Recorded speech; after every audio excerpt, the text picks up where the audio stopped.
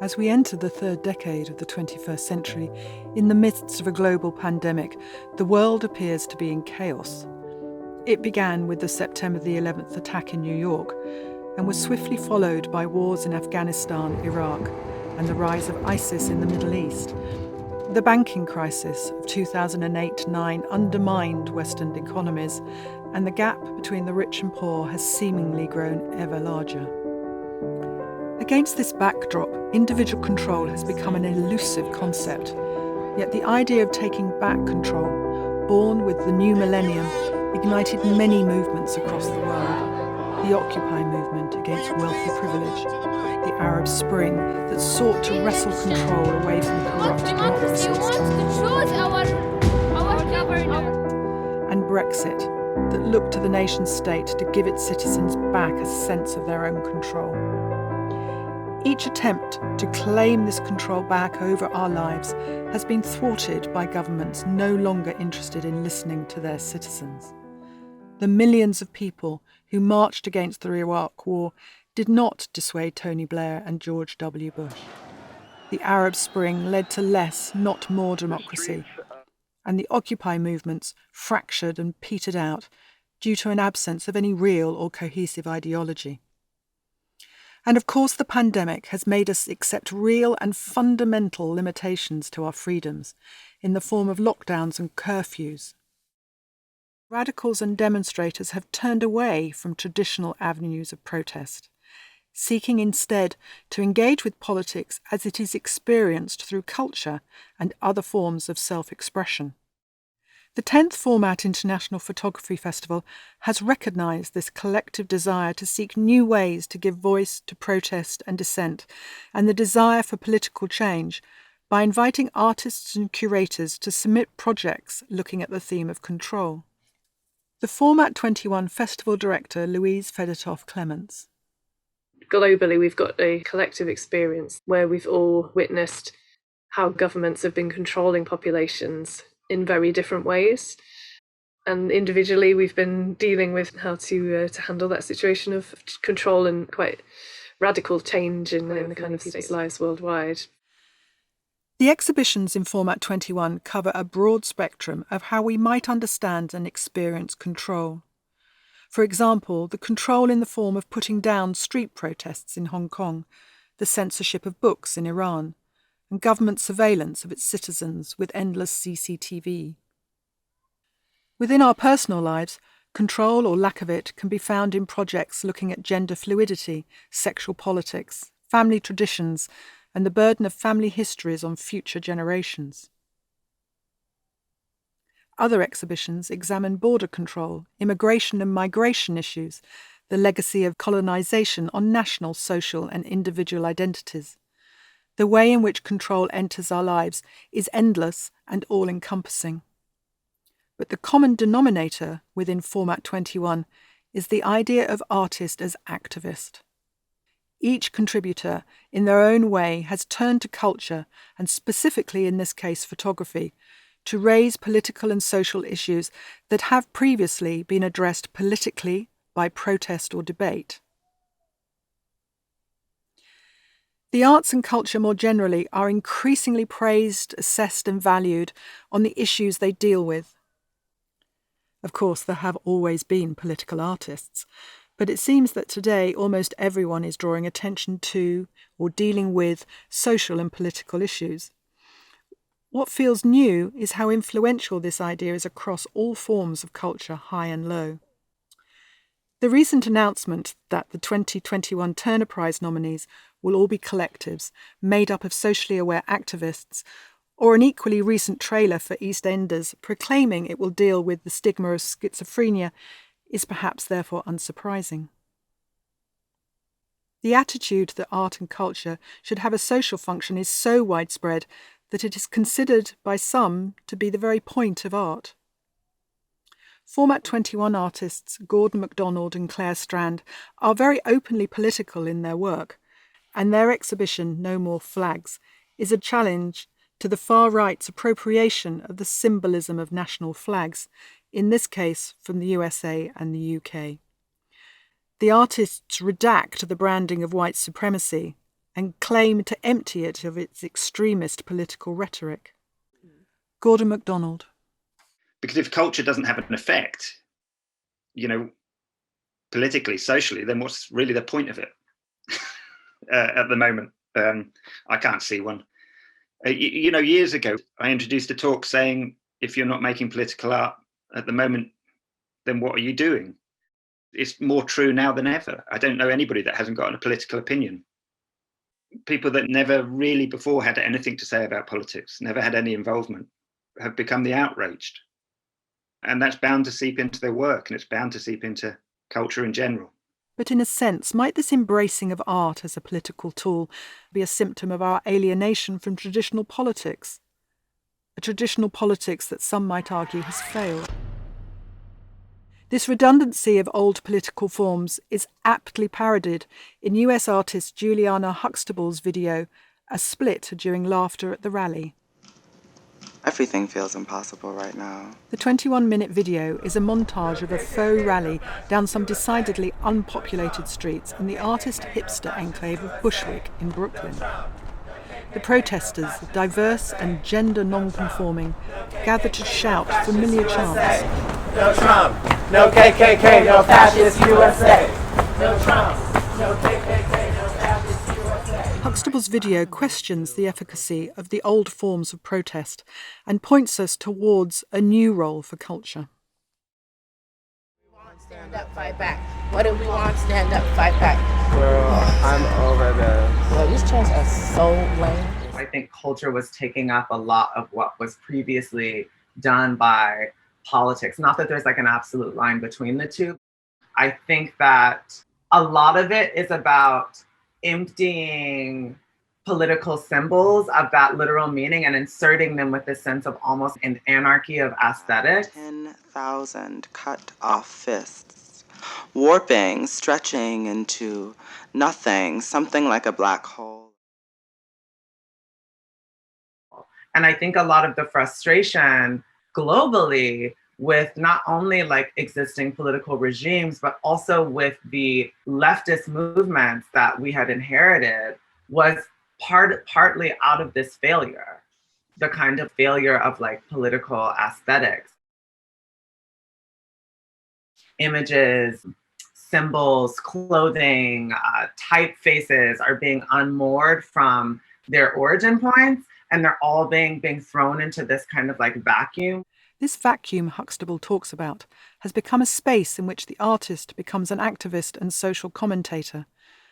And culture takes over, aided by social media, which underpins this changed relationship between politics and culture. Gordon MacDonald again. Most of our lives are mediated through social media feed and the internet. And I don't see in my social media feed much distinction between the political comment and the artistic comment. They all seem to merge into one thing. They all become one delivery of information, one stream. That's bound to have an effect. Culture and politics have become one stream of things that comes through one device. And I think in some ways that's probably affected the way that people work and think.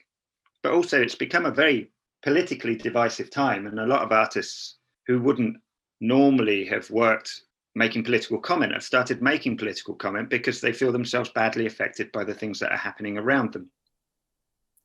Skinder Hundal, the new Director of Arts at the British Council, sees this new reality as something to embrace. How do we make sense of this as image makers, as artists, as curators, policymakers, strategists? And what role can art play in shaping and transforming what we really crave? And that is, we want peace, we want shared prosperity, happiness, good health.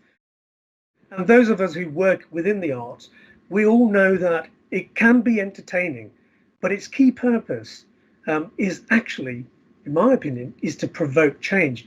Change that really matters. Format director Louise Fedotov-Clements echoes this idea of culture as a means to effect change, and her choice of control as the festival's theme provides a platform upon which the politically minded artist can present their argument.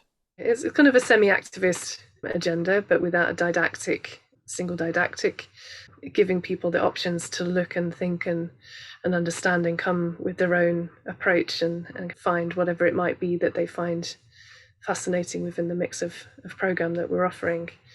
And I think to have an agenda or a specific goal of influencing change is not the right approach in this situation. MacDonald Strand's work clearly places photography at the centre of political contestation. And while acknowledging their role as activists in this instance, there is a recognition that there are limits to what photography as political statement can or even should do. If you think about any march or any protest or any point of activism, visual or not, there is always that point where you have to start something and you have to try. We're not in a position, and nobody's in a position, if you think about the extent of this, to stop it all. And to stop it all wouldn't be activism, it would be censorship.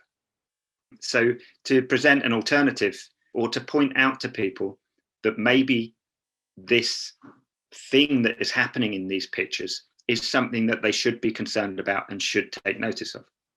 That's the point of activism, is really to make other people aware of problems, not to unilaterally try to change things. Arguably, political art and photography is usually less direct than No More Flags. Take, for example, the work With Love from an Invader by Chinese photographer Yan Wang Preston. Preston, who lives and works in the UK, decided to photograph the same rhododendron tree at the same time every other day for a year. For her, the concept of an invasive species and all the connotations of not being native that went with it was a metaphor for her experience living in the UK during the COVID-19 pandemic. I'm sure you remember, at the beginning of the COVID pandemic, there was a lot of racial discrimination towards East Asian people, particularly Chinese people. So I was obviously furious, being a Chinese person living in Britain. Preston, however, is wary of being too political. I come from a country where we have a lot of really obvious propaganda. I know what it's like if somebody just tells you what you should think. So my photography doesn't aim to do that. I have intention, obviously, but if the readers can't get my intention precisely, fine. If they can't, so long as they find it interesting. This wariness sits at odds with the widely stated view that art is always political. And sometimes the willingness to read all culture as political can be problematic for some artists. Heather Ajipong is conscious of the effect the current discussion around race has had on the reception of her work. In her series Wish You Were Here, Ajipong uses self-portraits to comment on the life of Ada Overton Walker, the celebrated African-American vaudeville performer who challenged the rigid and problematic early 20th century narratives around black performers. Simply photographing a black body is political. And I know that, and I'm very aware of that. Whatever I do, it will be seen as political, but I cannot allow that to be the impetus for the work, or then the work becomes not biased, because how can art be biased, but it feels quite manipulative or kind of preachy or overt, and there's no space for ambiguity. So I think that's why I always take pictures of myself. I did a project where I took pictures of other people, and I felt like I became a bit like photojournalism, like I was saying some sort of story and I had a particular angle. But if it's me, this is the truth. There is no political angle. It is just, I'm exploring versions of myself, and I'm the one in control of that image making process. For Skinder Hundal, this ambiguity is part of the very nature of art. Art is about emotion. So it's not information here. It's not information. It's not data. Great art has that quality to make you think and realize something that you hadn't realized. Art reveals the hidden questions. The difficulty artists face when using their art to promote ideas for change is to understand the limitations culture has in being political. As Hundal points out, art is usually more emotional rather than analytical, and as a visual medium, photography often needs to rely on indirect symbolism to present a message. The work of two artists exhibiting at FORMAT21, George Selly and Gemma Ganelli, employ archival materials to address current events, allowing the historical nature of the archive to distance their work from any overt message. By seducing the viewer to read the historical symbols for what they are, the artists hope to subtly introduce other ideas about today. George Selly's project Human Exploitation seeks to alert us to the legacy of US foreign and economic policy in Latin America and the control various US administrations sought to have over other nation states. Selly presents texts taken from the Human Resource Exploitation Training Manual, used at the U.S. Army School of the Americas, a military training academy set up in Panama in 1946, which taught Latin American soldiers the art of psychological warfare. Selly sets them against early 20th century photographs of Latin America, taken by two geographers working for the American Geographical Society. This process of recontextualization lets Selly, in his own words, slip a disturbing message through the back door. I was very inspired by a talk that I went to at the Frontline Club about Tim Hetherington when I was a student. And I remember the host talking about this theory that he had called the Trojan horse theory. He would frame stories that were not likely to be published or were not likely to be easily engaged with by people around things that he thought were more accessible. The host gave an example of ex-Liberian soldiers who had formed a football team, and on the surface the story seems to be about football, but in reality it's about war and the effects of war on communities and people. And I remember him talking about this belief that, sometimes he believed that you couldn't be very upfront and aggressive and violent in the imagery that you were putting out to people to get them to engage with certain topics, and that sometimes you had to wrap it up in a different form in order to slip it through the back door. Gemma Ganelli's work similarly uses archive images, this time using early 20th century pictures from the photo albums of Abdul Hamid II, the 34th Sultan of the Ottoman Empire. Apparently, the Sultan believed that criminals who had a certain relationship between forefinger and thumb had a tendency towards murder. He consequently ordered that photographic records of convicts be made that clearly showed their hands. Ganelli wanted to respond to the arrest of friends and colleagues in Turkey in 2013 and chose to use her art as a silent political protest. She cropped the images to remove the identity of the prisoners and made them into a photo book, which she then sent to a friend in prison. Gemma Ganelli. This friend I had who was teaching in the same university that I teach, he's a great man. He works for an NGO. He's such a caring dad. He was a super nice person. And then out of blue, he was put in jail because he's against the government, and because he is able to speak about it, he ended up in jail. And for me, this was like a warning. It was like, now this could happen to anyone. The reason why I thought about this work as a book, I wanted to send this book to him into prison. It was like a little message to give him hope that he would be out and hopefully everything will be okay. The protests in Turkey were given worldwide coverage, and clashes with police resulted in 8 deaths and over 8,000 injured. Also kind of didn't make any sense for me after a while, after being exposed to all this, tear gas and police brutality, because it's a force that you can't fight. And when I talk about this work, I use this metaphor. It's almost like fighting with a ghost because, it doesn't work. If you actually physically protest, it's just like a self-harm and that's it. Really, you can't change anything anymore by protesting. And I just lost hope in that. I just didn't see any point of doing this anymore. So I just thought, I make books, I'm an artist. So maybe this is like my way of recording what happened or what I witnessed or what I want to say about what's wrong in this country. I define it as a silent protest because it's not too loud. And even the book itself, it's, we have such a little crowd for photo books in Turkey. So, it's a bit kind of contradictory that I make this book. It sells more in Europe compared to Turkey. The contradiction Ganelli highlights does beg the question, can art be effective as a political device, given the rarefied place it inhabits? One might argue that the political nature of some art may be illusionary, or at most just a gesture. Art and actions are two very different things, and the passivity of art merely shows how little control we really have. Here's Gemma Ganelli again.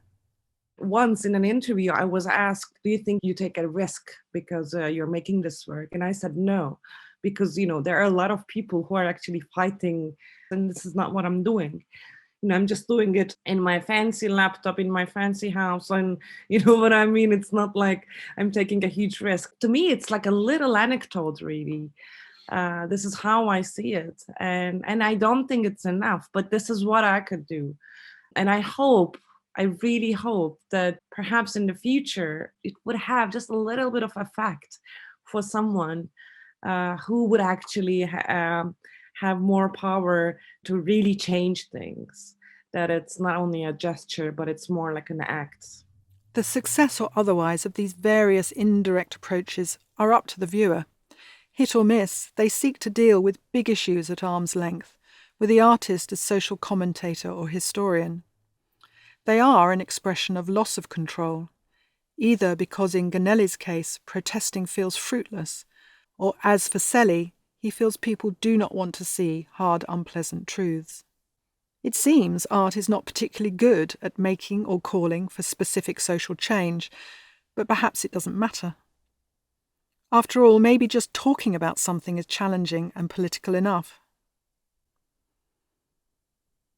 Not everyone, however, thinks the commonplace acceptance of art as social instrument and the elevation of the artist to moral leader is a good thing.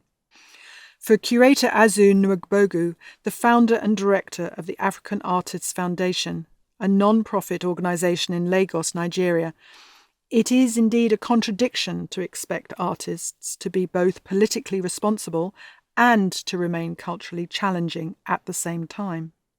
It's so ridiculous that people expect art to do all of these things, and for artists to be most moral people in society and also demand that they make work that is edgy and makes us think at the same time. It's completely absurd in my view to expect artists to become sort of moral beacons of society. I don't expect artists to be that at all. Aside from such seeming contradictions, the danger of looking for politics in art is that we will only make and value art that fits our political views, meaning that we may miss out on more ambiguous or diverse art. As we know, art by its very nature is ambiguous, and there is a danger that only the most direct and correct art will flourish. Azu Nwagbogu again. I don't believe that art should always be improving or to be didactic. Every artist is in the contemporary art world is left-leaning, wants social justice for all, and all of these things that we all celebrate. Of course, I'm not against that. Of course, I'm for it. But I don't think we should demand that of artists, because a lot of artists are quite immoral and amoral people. It doesn't stop them from making great work. And the world would be poorer for it if we censured artists because of their morality or lack of it. Especially as we begin to promote the full range and support the full range of diversity. Diversity is not just about Black, white, Asian. Diversity is about ideas. The contemporary desire for art to always be improving and of the right political attitude demands a lot from artists. Of course, there is no way for artists to avoid being labelled politically and have certain views ascribed to them, as Ajipon points out. Being Black is political. I would do a performance and I'd say it's nothing to do with being Black, I'm just moving. Everything was like politicized. It felt like everything had to be about race.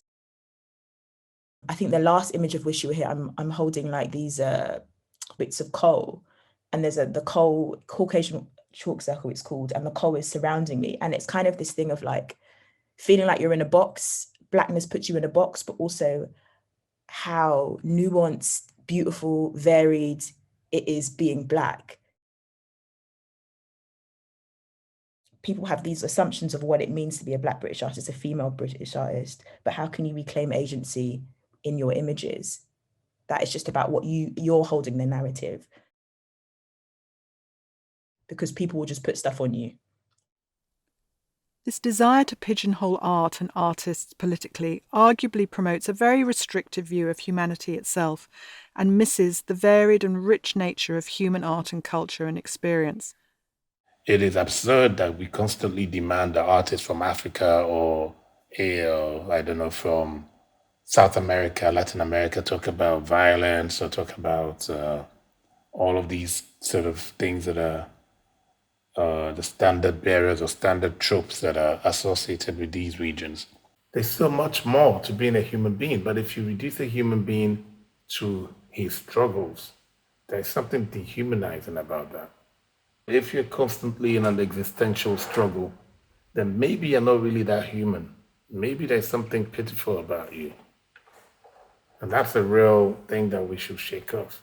That's my mission. I think it's so important that we promote African artists and Colombian artists and Cuban artists. I just want to talk about the plants or flowers or the sun or sunshine or their portraits or whatever it is that gives them the feeling and the place in the world. Our present impulse to find the political in everything robs us of the chance to allow other possibilities for art. It risks, to expand on a metaphor from Azu, making culture barren.